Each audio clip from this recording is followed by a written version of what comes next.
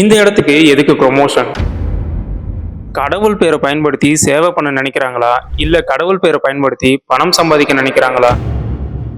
அப்புறம் எதுக்கு ப்ரொமோஷன் பண்ணணும்? சரி, சமீபத்துல பாத்தீங்கன்னா யூடியூப்ல ஸ்க்ரோல் பண்ணும்போது ஒரு பிரபலமான யூடியூப் சேனல் காஞ்சிபுரத்துல இருக்கிற ராஜகுபேரர் சித்தர் பீடத்தை பெய்டு ப்ரொமோஷன் சொல்லி வீடியோ எடுத்து போட்டிருந்தாங்க. இது இத்தோட நிக்குதா அப்படின்ட்டு செக் பண்ணி பார்த்தா சென்னையை சேர்ந்த இன்ஃபுளுசர்ஸும் பல செலிபிரிட்டிஸும் இந்த இடத்த ப்ரொமோட் பண்ணிக்கிட்டு இருக்காங்க. ஒரு பிசினஸ்க்கு தான் ப்ரொமோஷன் தேவைப்படும். சரி, அப்படி என்னதான் இருக்கு, நேர்லயே போயிட்டு பாத்துருவோம்ட்டு ஃபியூ டைம்ஸ் நான் முன்னாடியே போயிருக்கேன். திரும்பவும் போயிட்டு பார்த்தா இங்க இவ்வளவு பெரிய லிஸ்ட் 25,000 வரைக்கும் ஸ்பெஷல் அபிஷேகம் இருக்குதான். அப்பதான் புரிஞ்சது ப்ரொமோஷன் இதுக்கு தான் தேவைப்படுது போல இருக்குன்ட்டு. இதற்கு மேல நான் என்னத்த சொல்றது. நாங்க வியாழக்கிழமை போயிருந்தோம், சாமியை நல்லா பார்த்தோம். கூட்டம் ஓரளவுக்கு கம்மியா தான் இருந்தது. சென்னையை சேர்ந்தவங்க தான் அதிகம் பேர் இங்க வராங்க. அன்னதானம் கொடுத்தாங்க. சாப்பாடும் இந்த முறை நல்லா இருந்தது.